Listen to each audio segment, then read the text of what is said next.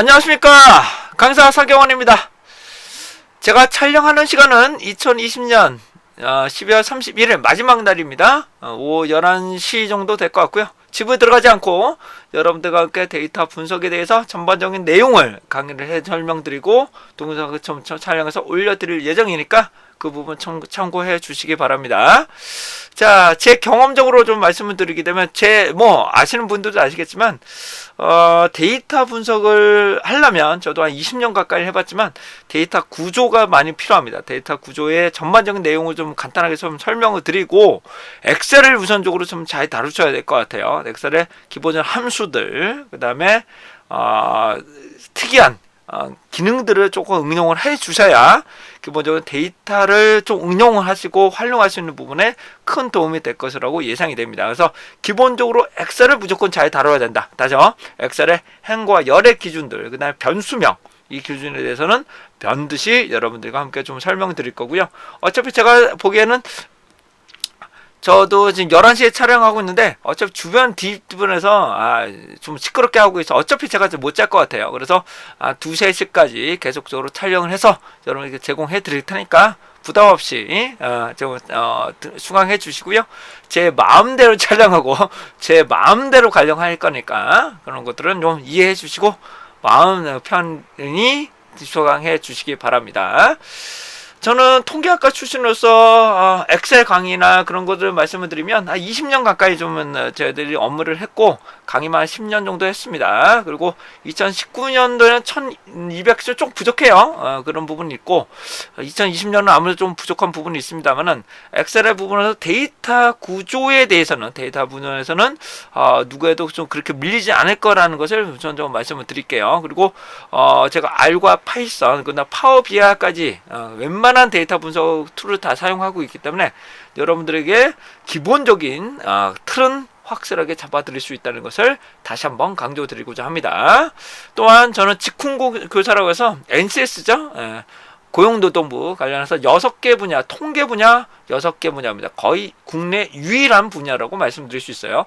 말씀드리지만 학력이 높다고 해서 마음대로 따는 건 아니에요. 왜? 경력이 있어야 되거든요. 경력에서 해당되는 품질, 통계, 빅데이터, 그 다음에 기초적인 엑셀 부분하고 경영기획, 품질관리, 사업관리까지 총 6개 분야를 가지고 있기 때문에 웬만한 분야의 직훈교사 부분들은 조금 특화되어 있다고 말씀드릴 수가 있게 되겠습니다. 자, 이제 데이터 분석입니다. 데이터 분석을 위해서라면 체계적으로 데이터를 어떻게 수집하느냐, 그 다음에 이거를 가지고 어떤 성과를 얻어낼 수 있느냐, 그것이 가장 큰 핵심이라고 말씀드릴 수가 있겠습니다. 그래서 말씀드리는 데이터 분석은 과학적인 도구일 뿐입니다. 여기 말씀드리는, 저는 통계학과 출신으로서 데이터 분석만 20년을 했지만 이건 과학적인 도구일 뿐이에요. 해당되는 과학적인 도구라는 것은 원본 자체, 즉 해당되는 데이터 분석에 포함될 수 있는 원본 자체 자료가 좋지 않으면 어떤 자료를 어떻게 수집하느냐에 따라서 해당하는 결과치가 달라질 수 있다는 겁니다. 다시 한번 말씀드립니다. 데이터 분석에서는 통계라는 것은 통합하고 계산하는 거기 때문에 해당하는 결과치는 크게 달라질 수가 없습니다. 왜? 평균, 분산, 표준 편차, 해당되는 평균 분석은 절대 달라질 수 없어요. 어떤 분들은 통계가 거짓말이라고 말씀드려요. 다시 한번 말씀드립니다. 통계는 거짓말 할 수가 없습니다. 왜냐하면 합산을 하기 있는 부분이기 때문에 절대로 거짓말을 할 수가 없습니다. 원본이 잘못된 거죠. 다시 한번 말씀. 원본이 누가 하느냐, 어떤 문항을 하느냐에 따라서 큰 차이가 발생을 할 수밖에 없게 되는 겁니다. 자, 통계의 발생을 보게 되면 해당되는 어떠한 그러니까 부분이 있겠죠. 어떠한 누가 대상으로 할 거냐, 그 다음에 누구를 대상할 거냐, 그 다음에 어떤 문항으로 할 거냐에 따라서 해당하는 자료 수집 결과가 크게 달라질 수밖에 없습니다.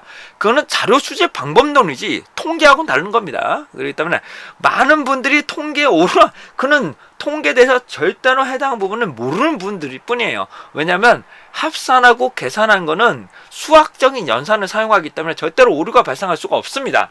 그렇기 때문에 자료를 어떻게 수집할 거냐, 그 다음에 어떻게 설문 문항 만들 거냐. 근데 제가 봤을 때는 통계 분석 방법이 그렇게 어렵지는 않습니다. 그러니까 어차피 밤을 새면 되는 거니까. 제가 말씀드린 거는 한 50시간, 60시간 밤 새면 됩니다. 저도 한 지금 47, 48 됐는데 한 50시간 밤새는 거 금방 합니다.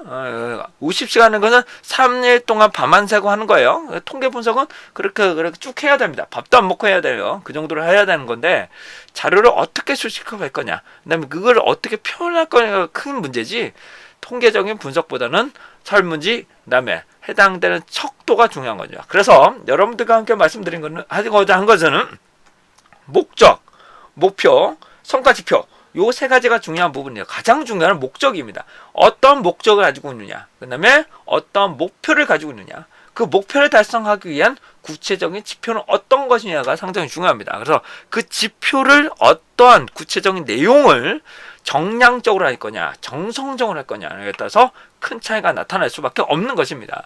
근데 현재는 과거에는 통계적인 데이터는 정량적인, 즉 계산을 하는 것밖에 될 수밖에 없었던 부분이 한계점이 될 수밖에 없었죠.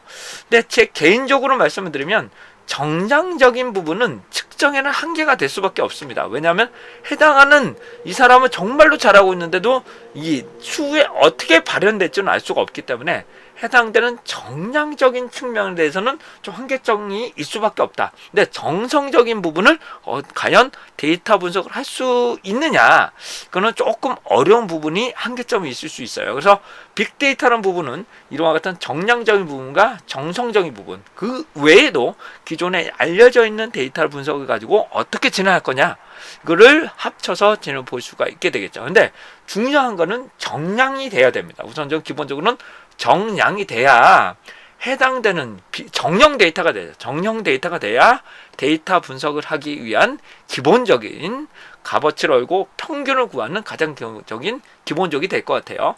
근데 통계를 보면 저도 몇십 년 했지만 좀 한계점이 있습니다. 평균을 활용한다거나 분산을 할 수밖에 없기 때문에 중간값과 절대값을 사용하기가 매우 어려워요. 그래, 통계적 분석 기법이 없어요. 그 증명하기가 너무 어렵기 때문에.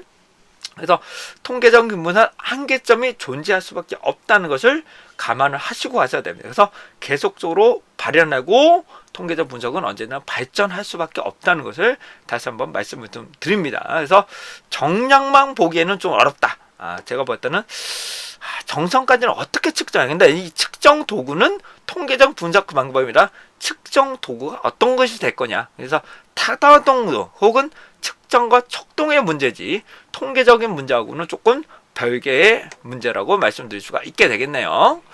그래서 연구자의 주장을 어떻게 설득할 거냐, 그래서 나의 주장을 연구자 다른 분에게 어떻게 표현할 거냐에 대해서는 상당히 논란이 될 수가 있습니다. 그래서 대표성을 어떻게 할 거냐, 그다음에 피본 오차, 표준 오차, 그다음에 해당되는 그렇죠.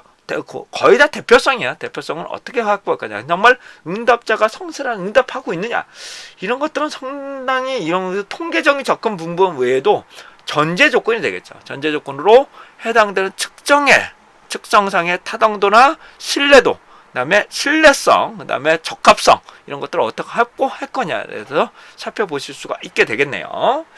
자, 근데 여기를 보시면 우선은 과학적인 방법에서는 여기서 말하는 인과관계라는 것이 상당히 중요한데, 인과관계라는 것은 일반적으로 우리가 보시는 것은 원인을 X, 결과를 Y라고 표명을 합니다. 다시 X를 원인, 결과를 Y라고 표명을 합니다. 그렇기 때문에 X와 Y의 관계, 다시 뭐라고요? X와 Y 관계를 어떻게 표명할 거냐, 이런 것들이 상당히 관건이 될 수가 있게 되겠죠. 근데 이 X와 Y는 정확하게 이게 X다, 이게 Y다라는 것을 명확하게 이렇게 규명하기는 상당히 어려워요. 그 예시는 조금 있다가 다른 예시를 한번 살펴보시면서 한번 살펴보도록 하죠. 자, 그래서 현재 한 10분 정도 촬영을 했고요. 그래서 인과관계를 밝히기 위해서 어떤 것들이 있는지 한번 간단하게 추후에 설명드리도록 하겠습니다. 자, 이상으로 사파 사경원이었습니다.